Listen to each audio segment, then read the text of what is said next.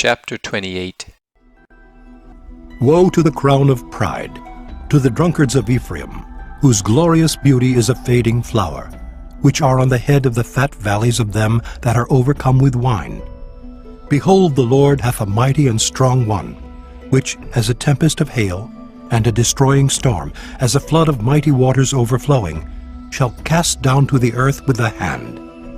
The crown of pride, the drunkards of Ephraim, shall be trodden under feet, and the glorious beauty which is on the head of the fat valley shall be a fading flower, and as the hasty fruit before the summer, which when he that looketh upon it seeth, while it is yet in his hand, he eateth it up. In that day shall the Lord of hosts be for a crown of glory, and for a diadem of beauty unto the residue of his people, and for a spirit of judgment to him that sitteth in judgment, and for strength to them that turn the battle to the gate. But they also have erred through wine, and through strong drink are out of the way. The priest and the prophet have erred through strong drink. They are swallowed up of wine. They are out of the way through strong drink. They err in vision, they stumble in judgment. For all tables are full of vomit and filthiness, so that there is no place clean. Whom shall he teach knowledge, and whom shall he make to understand doctrine? Them that are weaned from the milk and drawn from the breasts. For precept must be upon precept, precept upon precept, line upon line, line upon line, here a little and there a little.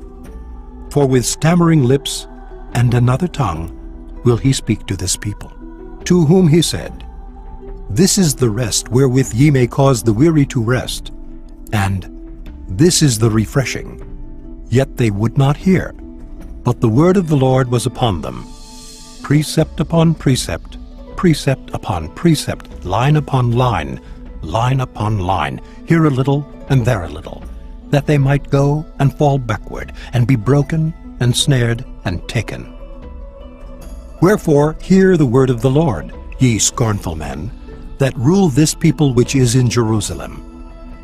Because ye have said, We have made a covenant with death, and with hell are we at agreement. When the overflowing scourge shall pass through, it shall not come unto us. For we have made lies our refuge, and under falsehood have we hid ourselves. Therefore thus saith the Lord God, Behold, I lay in Zion for a foundation a stone, a tried stone, a precious cornerstone, a sure foundation. He that believeth shall not make haste. Judgment also will I lay to the line, and righteousness to the plummet. And the hail shall sweep away the refuge of lies, and the waters shall overflow the hiding place. And your covenant with death shall be disannulled, and your agreement with hell shall not stand. When the overflowing scourge shall pass through, then ye shall be trodden down by it. From the time that it goeth forth it shall take you.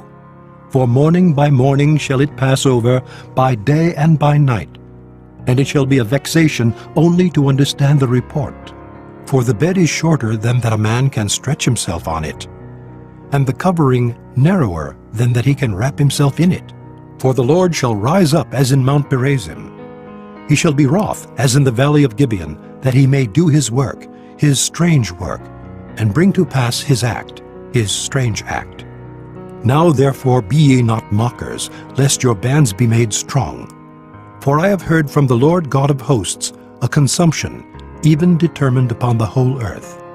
Give ye ear and hear my voice. Hearken and hear my speech.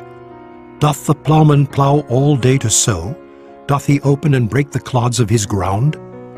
When he hath made plain the face thereof, doth he not cast abroad the fitches, and scatter the cumin, and cast in the principal wheat, and the appointed barley, and the rye in their place?